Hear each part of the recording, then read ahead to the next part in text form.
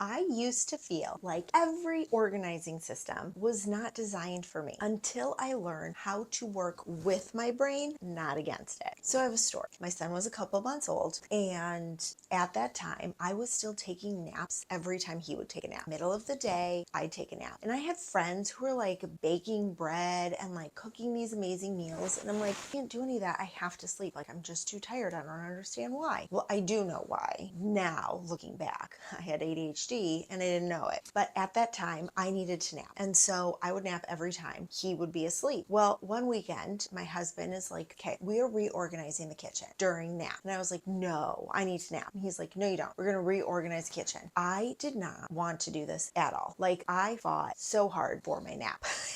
I did not win this situation. He was like, we need to do this. It is getting out of control. We didn't have a place for everything. It was like so overwhelming. I was like, okay, fine. I know what to do. I had started the blog, The Organized Mama, and was writing about ways to organize. And I'm like, I can do this. This is fine. I can power through. Well, totally honest with you, I got so overwhelmed. Like, so overwhelmed as we started pulling stuff out of drawers and cabinets. And we had 4 actually corner cabinets because it was like a tiny box kitchen, and we had lazy Susans in those like corner cabinets that were just packed full of crap. So my husband started pulling everything out. I was so worried that like my son was gonna wake up and it was just gonna be like a nightmare. He didn't wake up, and I had a giant pile of kitchen stuff all over the place. My head started to spin and I was like, oh my goodness, this is so much stuff. How do we have this much stuff in our tiny kitchen? And then I got really overwhelmed. Like, how are we going to put it all back? What are we going to do? And that's when I realized, like, oh, I've been writing about this. Why am I like freaking out about like testing out all of these other methods of organizing? I was like, ooh, because at that time, Marie Kondo just came out with her book, Does This Item Spark Joy? We started doing it, and every item was a necessity, or we needed to keep it, or my husband loved it. I'm not the cook, he is. So this was kind of like his area of expertise and like what we're keeping, what we're not. And he was like, no, we need all of this stuff. So I tried that idea of,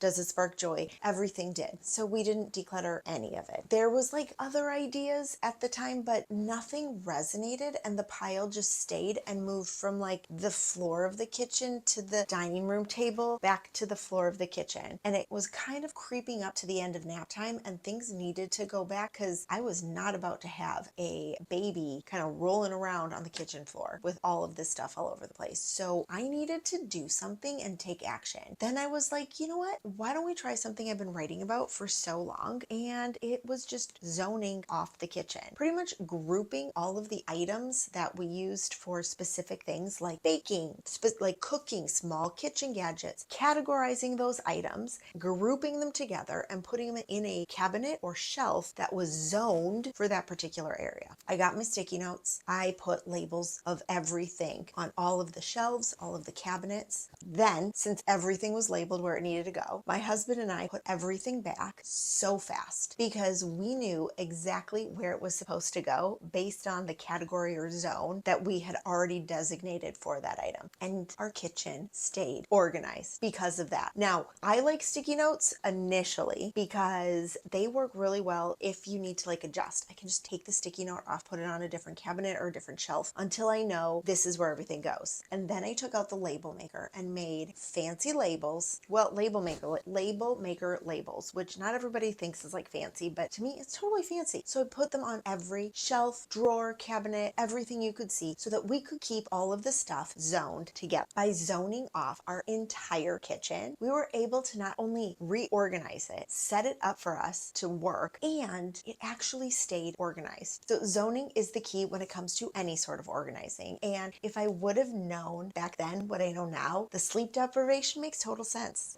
I just was like using so many of my executive skills to like function during the day with a child. Duh. So by reorganizing the kitchen, it did actually help alleviate a lot of the stress of thinking about where things should go. And instead, we created a system that totally worked for us and for my brain. Check out these videos if you want to learn more about how to organize for your brain, not against it.